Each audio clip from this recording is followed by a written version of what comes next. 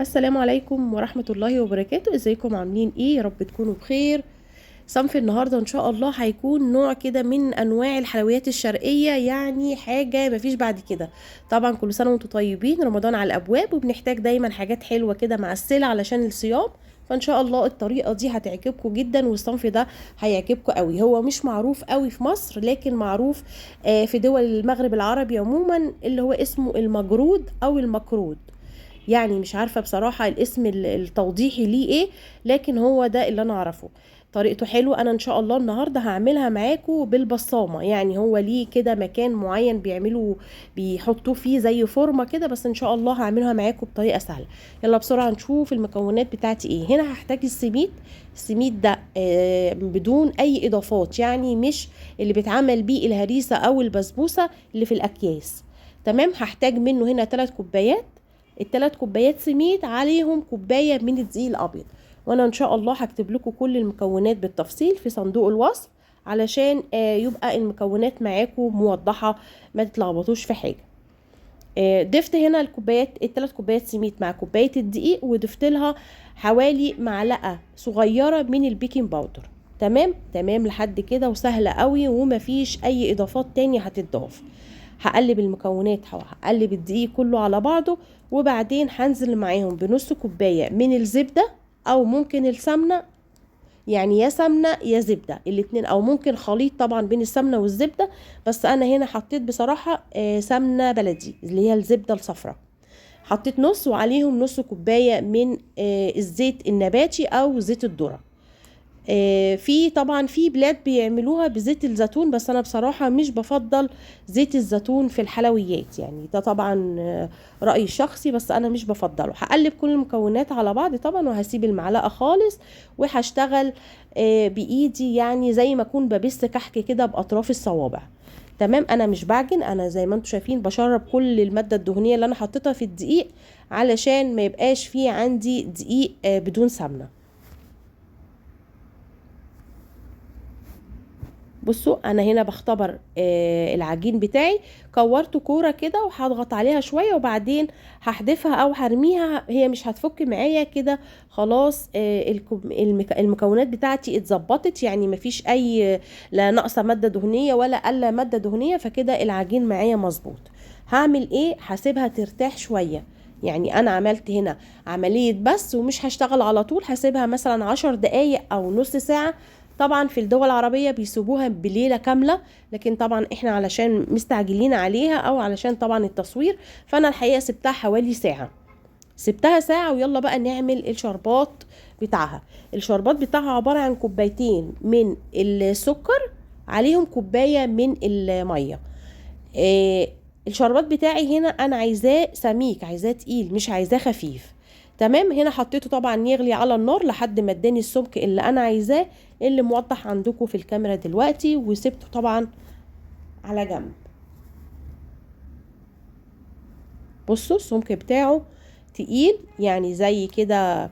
دايما الحلويات الشرقية بيبقى يفضل ان العسل بتاعها او الشربات بتاعها يكون تقيل شوية. سبته بقى على جنب، لاني انا هستعمله بارد مش هستعمله دافي. يلا بينا نعمل الحشوة بتاعتي. عبارة عن ايه؟ انا عندي هنا حوالي كيلو، تقريبا كيلو الا ربع من التمر المفروم، او العجوة عموما. فرمتها، انا جايباها جاهزة بصراحة، ما فرمتهاش، بس بدأت كده افككها من بعض. كانت الاول مجمده معايا، حطيتها حوالي 30 ثانيه في الميكروويف، فكت معايا وبقت بالشكل اللي انتوا شايفينه قدامكم ده.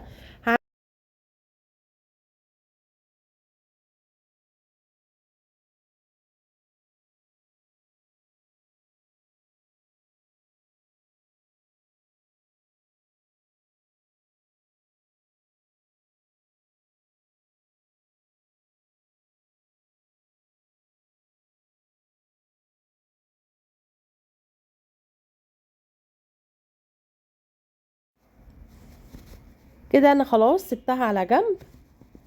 كورتها كور متساويه كده على قد الحجم طبعا اللي انا محتاجاه.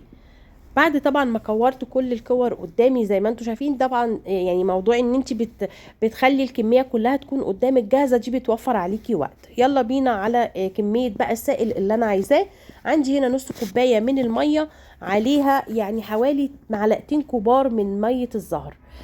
انا عن نفسي مش بحب او مش بفضل ميه الزهر تكون باينه قوي فيه، لكن هي الطريقه الاصليه طبعا بيحطوا نص كوبايه ميه عليهم نص كوبايه ميه زهر.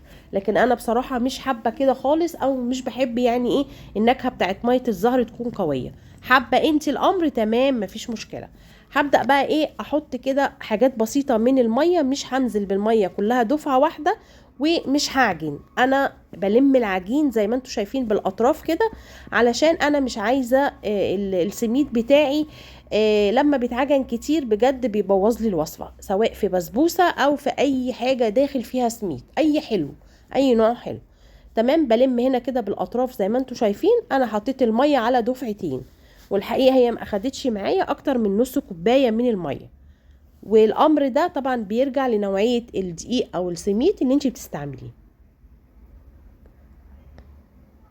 بصوا خلاص كده بدات تلم معايا، وانا كده شايفه ان الامر كده تمام، يعني حلو قوي. العجينه بقت لينه كده وطريه، سهل ان انا اشكلها باي شكل انا عايزاه.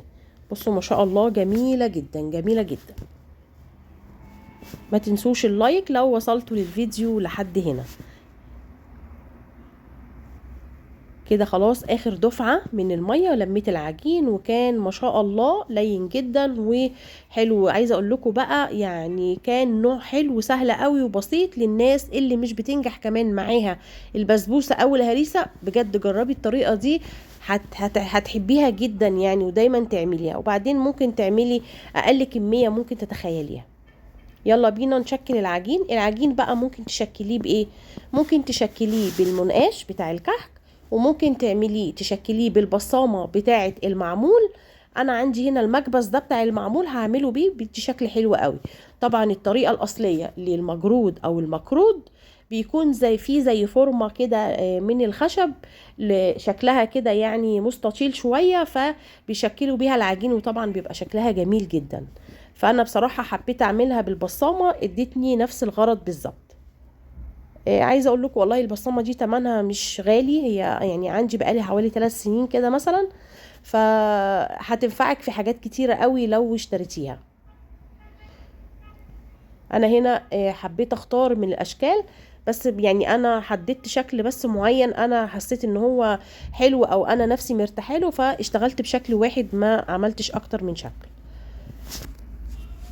بصوا انا كده نزلت عليها ضغطه كده بالراحه خالص، وكان شكل المنظر ده بصوا جميل ازاي، حلو قوي.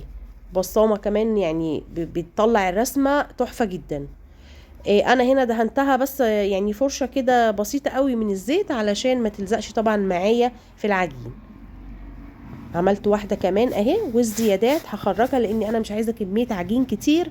عايزه كده لما تقطمي كده قطمه تلاقي فيه الحشو كتير، ما يبقاش الموضوع كله يعني فيها نسبه عجين ياما. العجينه ما شاء الله لينه جدا وبتتشكل معايا ومش بتلزق وحلوه قوي. عايزه ااكد عليكم لو ما عندكيش البصامه دي اشتغلي باي فورمه معمول هتشتغل معاكي وهتديكي نفس الغرض. بصوا الجمال. انا حبيت بس اقرب كده الكاميرا علشان تشوفوها. هنا خلصت الكميه كلها. هبدا بقى ايه ادخل على الفرن على طول. يعني هو عايز درجه حراره متوسطه مش عايز درجه عاليه، وهيقعد معاكي حوالي 10 دقايق مثلا كده في الفرن. ولو لقيتي اداكي لون من تحت ولعي له الشوايه بسيط قوي، وهيكون معاكي ما شاء الله مش هياخد معاكي وقت كمان. طبعا بعد الخروج بتاعه على طول من الفرن شربته بالشربات بتاعه، وكان بجد حاجه كده جامده جدا. ان شاء الله الفيديو يا رب يكون عجبكم. ولو عجبك الفيديو ما تنسيش تضغطي لايك، لو اول مره تشوفيني ما تنسيش تشتركي في القناه وتفعلي الجرس على الكل عشان يوصلك كل اشعار جديد انا بنزله. واشوفكم ان شاء الله في فيديو تاني، والسلام عليكم ورحمه الله وبركاته.